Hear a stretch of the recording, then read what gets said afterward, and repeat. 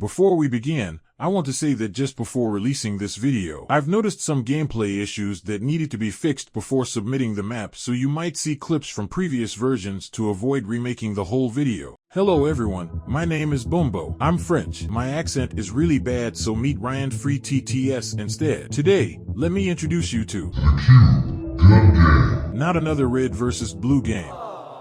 Sorry, this map took over 400 hours to make, so thought it would need some explanation. I want to mention that, for the sake of this map, everything was custom made, including models, textures, and sound effects. I've tried to make this video as short as possible, but it is still quite long, so the video is very condensed. I'm really sorry for that. 8 players, 20 rounds, 30 eliminations to finish the round. This map works using the sequencer. There are several sequences, including the cube starting and the cube rotating. In some cases, the flashing lights will indicate the floor, resulting in the cube failing to rotate. Music plays during rounds among 7 different instrumental non-copyrighted songs. Other than that, the gun game is pretty basic. On elimination, the player gets granted a new weapon. There are 130 weapons. On a 3 elimination streak, the character glows red, and on a 5 elimination streak, fire starts emitting from the character. Modeling is pretty basic.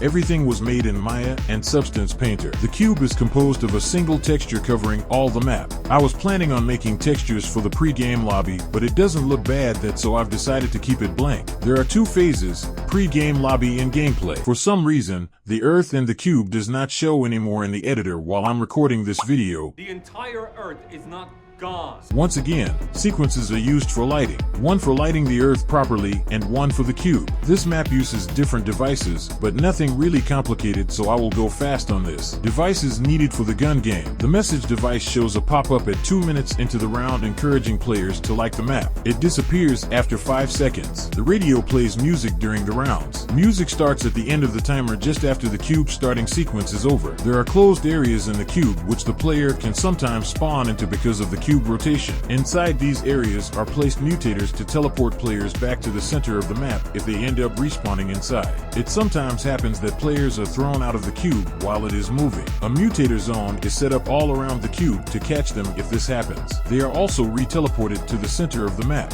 Now, for the best part. I had to think a bit to make this work, so the hierarchy is really important. Lights, walls, and devices. Every part of the cube is parented to an invisible cube, which is used in the sequencer to rotate the map. This game was supposed to be infinite and the cube rotation completely random, but after some testing, joining the game after the first cube sequence was over resulted in the player getting unsensed with the rest of the players who started the round. Good thing I did some testing before.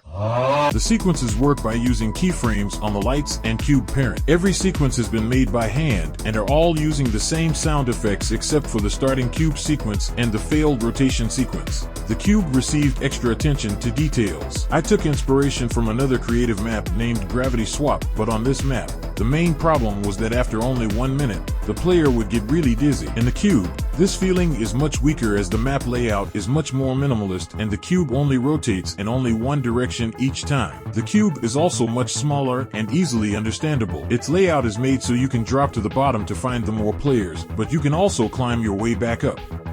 If you've made it this far into the video, I hope you've liked it. I think I have covered everything that needed to be said. I've tried my best to make it stand out from what has ever been done before and maybe reinvent the game mode. If you still have questions, feel free to send me a message on Discord. Anyway, that's all for me. Thanks for watching and I wish you a wonderful day.